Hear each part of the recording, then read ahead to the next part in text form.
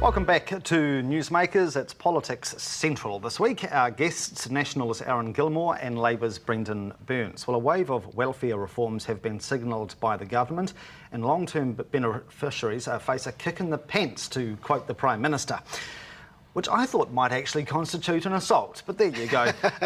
More than 60,000 recipients face having their payments cut if they fail to comply with tough new work tests. Let's start with the dole. 12,000 have been on the dole for more than a year. What changes will they face, Aaron? All we're simply asking people who are on the dole be able to front up, and there are some commitments for you getting the dole payments. Some of these people refuse to turn up to have interviews. Some of them refuse to actually undertake any form of training or assistance. And we don't think that's actually fair. There is a contract that exists with the taxpayer and some level of fairness. So what will happen to them? Well, let's say I know of a particular person who used to turn up in a chicken suit to interviews for an office because he didn't actually want to work. He was a professional surfer essentially, and he lived in a tent. Now, so what will happen to him? So in his situation, if he goes through a process, he does not actually undertake his side of the contract, i.e. turning up the work testing, undertaking some sort of form of training to help get him into work, because that's the whole purpose of the unemployment benefit. He will, if he doesn't reapply and doesn't go through the process, he will have his dole cut. We think that's a fair contract to have. By half or complete? Well, it depends on the situation. I mean, basically, it's not going to be on this day this and then next day cut. It'll be a process for the person to go through and be fair and transparent. There is a social contract between the taxpayer for the billions of dollars we pay out every year in benefits and the beneficiary. Okay. And most reasonable people accept that's a fair contract. I'll come to the DPB shortly, but your reaction to the kick in the pants for long-term unemployed, is fair enough? Well, look, this is an annual hardy issue for the National Party, and it usually pops up when the government's in trouble. So it popped up on Tuesday when the conservation estate debate was running very, very strongly mining. And, you know, there is always some capacity to do a bit of tightening here and there on unemployment, on tax dodging, on a whole range of things. But to take this sort of sweeping view that people on the dole are bludgers, which is the implicit message behind this, is offensive. It is. It truly is.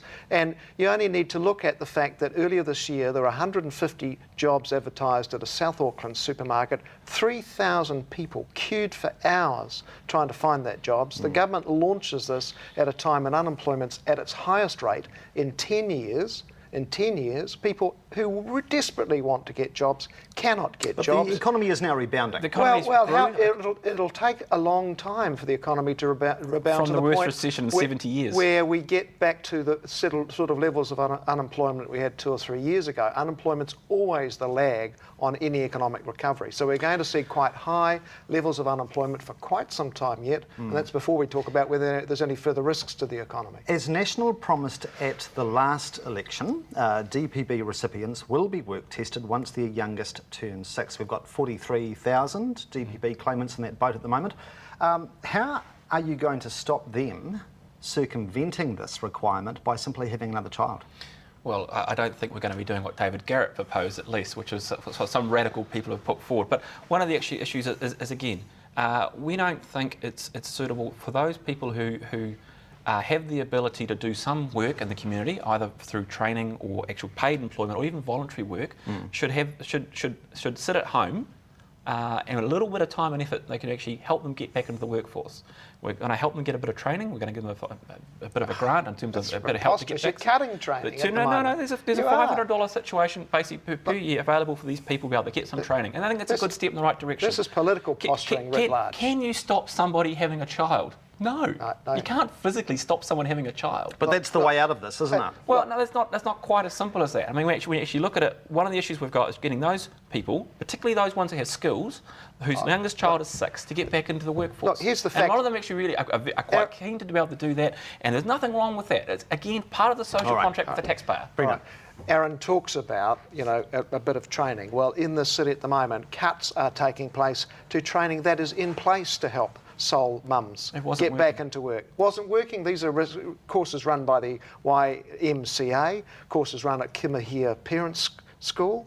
Now, these are well-established courses trying to help people who are at risk and in need. They're being cut at the moment. So to talk about funding training, it ain't going to happen. And the Attorney General noted this week that the government is saying it will send a requirement that, you know, sole mums go back to work 15 hours a week when their first child reaches 6 or the last child reaches 6, but it's not doing the same for widowers. Now, I'm not widows.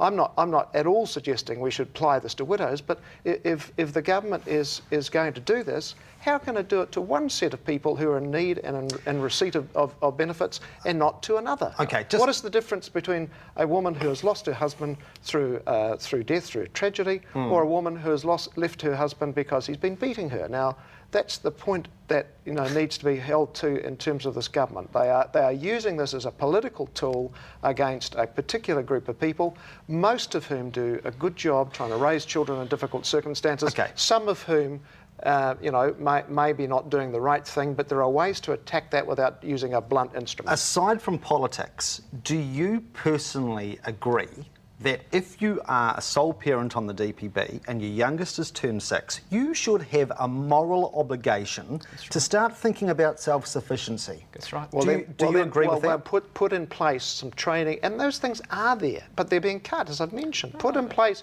and it's expensive to do this. I mean, the government's trying to cut expenditure. At the moment. It is expensive, and we saw this. It happened. We had this. Work for the dole thing back in the 1990s. It was abandoned because it was too expensive to implement. Right, because if you want really serious programs, you need really serious money. Just a quick comment on the disparity with how you are treating the widow's benefit. Should it be one rule for all? It's a fair question to ask, should it be one rule for all? What we've made is some decisions on how we can put the limited resources that we have. Because right now we're borrowing $240 million a week just to pay the bills. So you have to make some choices. I mean, otherwise you're basically borrowing on the overdraft, your mortgage and your Visa card just to make everything go. But are you picking on the DPB families? No, we're putting in place some assistance, as you say, to help some of these people get back into the workforce.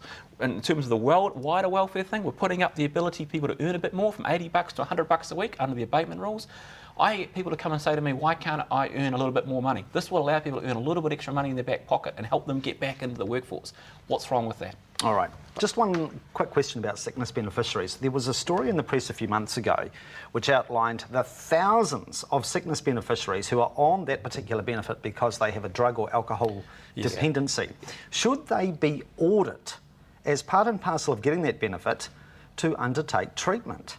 Yeah, I'd support that, but Mike, the problem is there isn't the treatment in place, let alone for people on sickness benefits, anybody else who's got an alcohol or drug dependency problem.